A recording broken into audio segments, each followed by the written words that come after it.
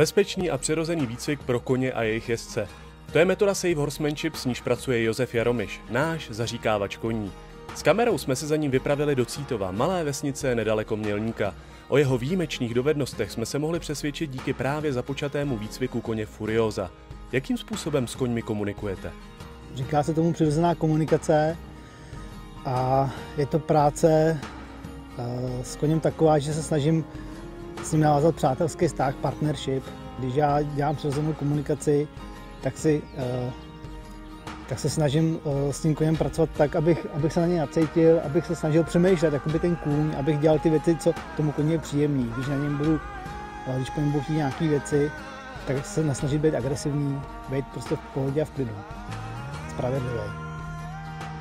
Josef Jaromyš hovoří o koních jako o lidech. S velkým respektem a úctou. I proto není divu, že je jeho pomoc vyhledávaná. Na doporučení jsem dorazila i sympatická majitelka koně Furiosa.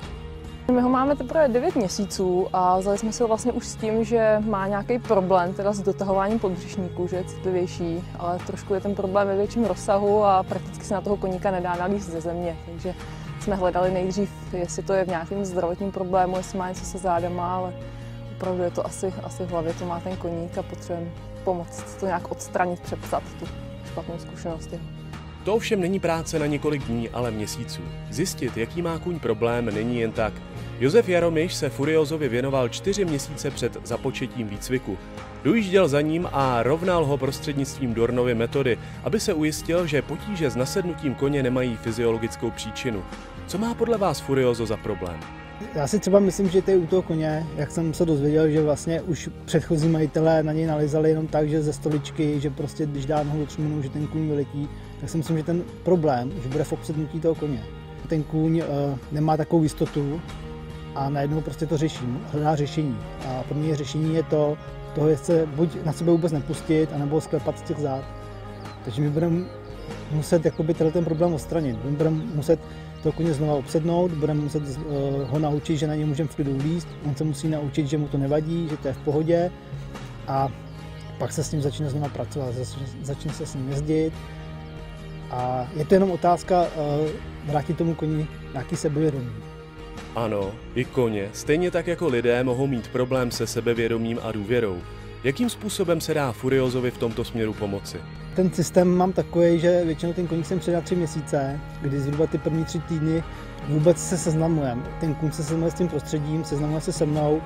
Ta práce probíhá hlavně jenom ze země, aby jsme nějakým způsobem navázali vztah, aby on mi mohl důvěřovat, já mu mohl důvěřovat, aby tam bylo nějaké bezpečí.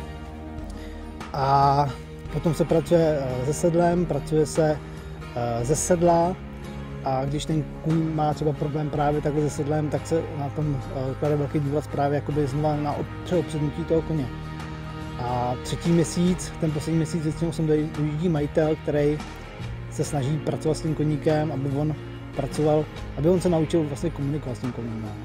Jak jsem se zmínil v úvodu, Josef Jaromyš při své práci používá metodu Safe Horsemanship. Co je vlastně její podstatou? Samotný ten výcvik prostě je o té komunikaci, je o tom, že já se snažím se na toho koně nějakým způsobem napojit a přemýšlet o tom, co on dělá, a aby on přemýšlel o tom taky, co já dělám, aby jsme spolu měli nějakou společnou řeč o citu, o načasování, o rovnováze, bezpečí, důvěra, respekt. Všechny ty věci tam musí být, aby to fungovalo. To je horsemanship. Josef Jaromyš rozumí koňské duši, o tom není pochyb. Možná se sám jako zaříkávač koní necítí, aspoň tak o sobě nemluvil, ale mě přesvědčil o tom, že je člověk na svém místě. Ke koním přistupuje s láskou a podobně jako psycholog umí odstranit potíže, které mezi člověkem a koněm vznikají.